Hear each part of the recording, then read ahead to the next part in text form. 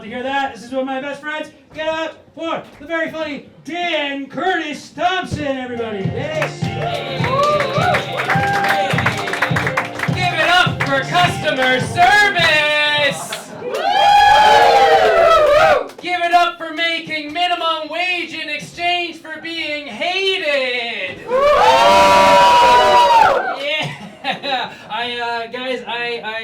I worked at Starbucks for a long time because theater school worked out. Thank you. Yeah, at theater school they don't even give you a diploma. They're like, here's your green apron, go live your dreams. Which I don't know, makes sense. I worked at a Starbucks. I mean, I look like I was born a barista, you know. Like I just came out and the doctor was like, I'm so sorry, it is a barista. It will live on Queen West and it's wearing glasses. And I'm just like, man, I'm full-bodied. I just thought of that right now and I wish I didn't say it. Anyway, I worked at Starbucks down in the financial district for a while. It was a terrible time of my life, but it was interesting working there because I was working among all like the richest people in Toronto who just did not give a shit about customer service people at all. And one time I was bussing the part where you fill up your coffee and shit. It's been a while. The garbage? We're familiar? Good. So I'm doing that. I pull the garbage out from underneath the little hole thing there. I'm fixing it. And this frantic woman comes over with like swinging bags. And then she decides to dump her coffee into the hole where the garbage no longer is. I was like, no, the garbage, what are you doing? I'm going to put the garbage right here. And she's like, oh, I'm so sorry. I'm like, hey, it's okay. That's why they pay me the big bucks. And she said, oh, but you don't make much money. Yeah, that's true, and now I hate that more. That's true. I don't know. It was weird working at Starbucks because one of the things they teach you is, and they teach you this at like working at restaurants and stuff too, is they teach you to call your position, and it's basically it's a safety measure. So if you're walking around with hot stuff, you just say, behind you, beside you. It's a safety thing. It's very good. However, it also is a problem because it becomes a habit, and then you go home on the subway. It's crowded. You're just like behind you. I'm like, I'm sorry, I'm a barista. Whenever you have sex, you're like, I'm inside you. You're like, I know. I'm like, I want to tell you I'm excited. No, it was fine working there. The thing that sucked though was I had to work with Starbucks employees. They're the worst. They are. I was one of them. I'm allowed to say it. They're my people. We suck. They're just too smiley. They don't even call them employees there. They call them partners, which is a nice little twist on it. It's because it's like, instead of like making them sound like a worker who's selling their labor, they sound like someone whose boomer parents will think they're in a gay relationship. You're like, I'm a partner, Dad. He's like, I know, I figured.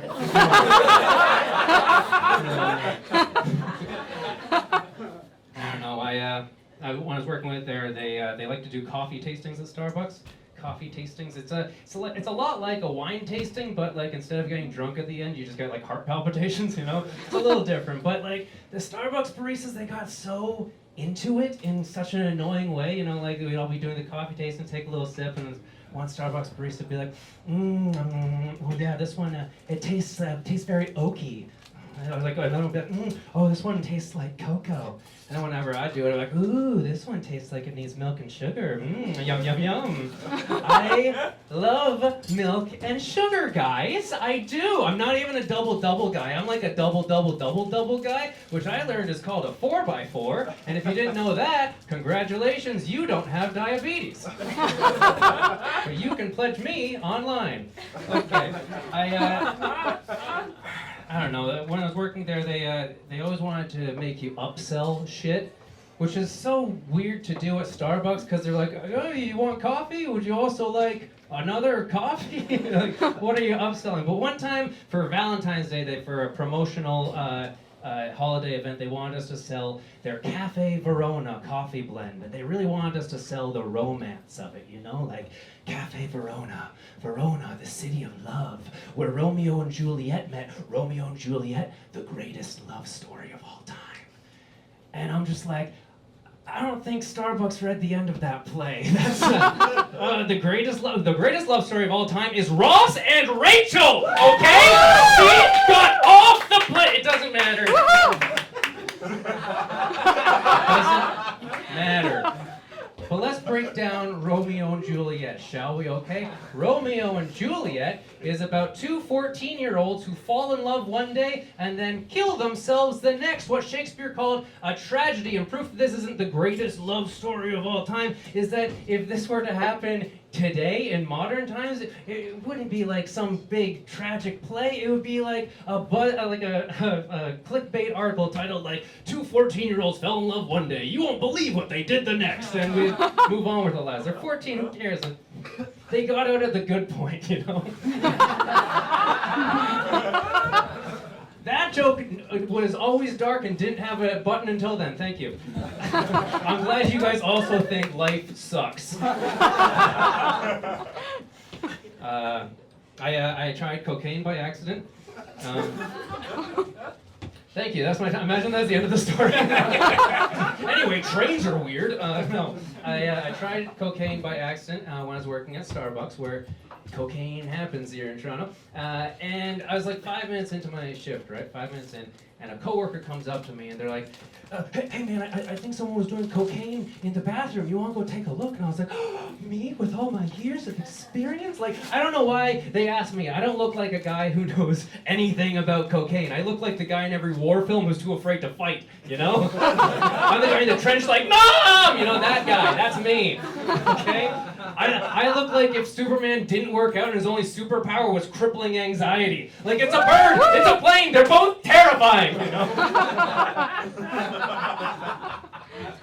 But I was curious, so I decided to follow them into the bathroom, and sure enough, there's some white powder just sitting on the soap dispenser. I'm like, oh my God, yeah, that looks like cocaine. And my friend goes, but doesn't cocaine have like a distinct smell to it? And this is how they get you guys, okay? Because let me tell you, it turns out the smell of cocaine is doing cocaine. I don't know what I was thinking. I was going to be like, oh yeah, that smells like tulips. Definitely cocaine. Good thing you had me, a botanist here, you know? Like, what was I thinking? So I did it. I'm like high immediately. I'm like, oh, it's the good shit. Maybe. I don't know. So I'm freaking out, right? But I'm still a good barista worker, right? So I'm a good partner. So I go up to my manager. I'm like, hi, hello, hi. I am high on cocaine right now. And she's like, what? I'm like, no. You don't understand. Let me explain. And I break down the whole scenario to her with less comedic timing. And she's like, okay. Maybe just relax, take a few deep breaths, and do the dishes. You're gonna be so focused. I was like, yes, dishes! I guess the point of this story is just to let you guys know that I have officially done cocaine in a Starbucks bathroom in the financial district of Toronto, which means, baby, I made it in the financial district of Toronto. That's how you do it, baby!